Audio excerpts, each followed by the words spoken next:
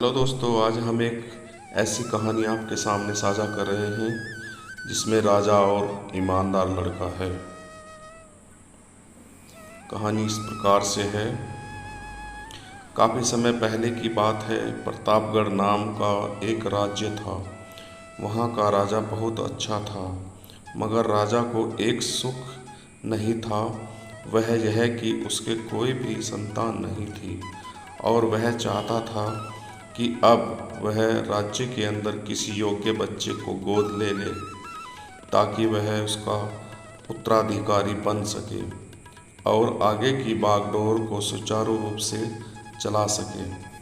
और इसी को देखते हुए राजा ने राज्य में घोषणा करवा दी कि सभी बच्चे राजमहल में एकत्रित हो जाएं। और ठीक राजा के आदेश के अनुसार ऐसा ही हुआ। राजा ने सभी बच्चों को पौधे लगाने के लिए भिन्न भिन्न प्रकार के बीज दिए और ये कहा कि अब हम 6 महीने बाद मिलेंगे और देखेंगे कि किसका पौधा सबसे अच्छा होगा।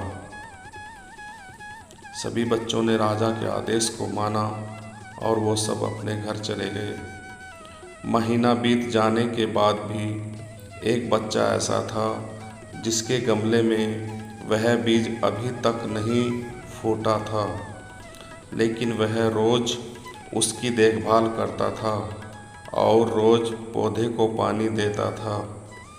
देखते ही देखते 3 महीने बीत गए, लेकिन पौधा नहीं उगा। बच्चा बहुत परेशान हो गया और तभी उसकी माँ ने कहा कि बेटा धैर्य रखो, कुछ बीजों का फलने में ज़्यादा वक्त लगता है। और वह पौधे को सींचता रहा।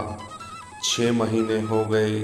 राजा के पास जाने का समय आ चुका था, लेकिन वह डर रहा था कि कहीं सभी बच्चों के गमलों में तो पौधे होंगे और उसका गमला खाली होगा। लेकिन वह बच्चा ईमानदार था और सारे बच्चे राजमहल में आ चुके थे। कुछ बच्चे जोश से भरे हुए थे क्योंकि उनके अंदर राज्य का उत्तराधिकारी बनने का प्रबल एक लालसा बनी हुई थी। अब राजा ने आदेश दिया कि सभी बच्चे अपने अपने गमले दिखाने के लिए एकत्रित हो जाएं।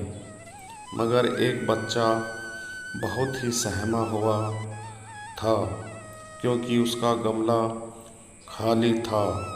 उस गमले में कोई पौधा नहीं उगा था। तभी राजा की नज़र उस गमले पर गई। उसने पूछा, तुम्हारा गमला तो बिल्कुल खाली है। तो उसने कहा, लेकिन मैंने इस गमले की 6 महीने तक देखभाल की है महाराज, लेकिन मेरा पौधा इसमें उगा नहीं है।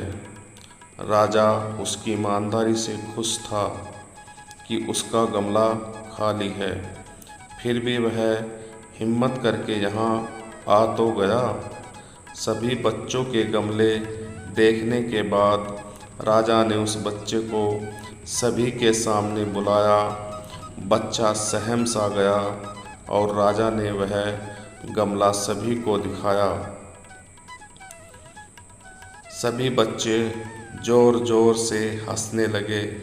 राजा ने कहा, शांत हो जाइए, इस बच्चे की ईमानदारी और सत्यनिष्ठा पर शक मत कीजिए।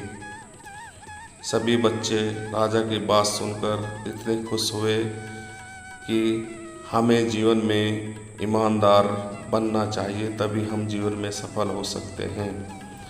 कहानी अच्छी लगी तो इस चैनल को सब्सक्राइब करें, लाइक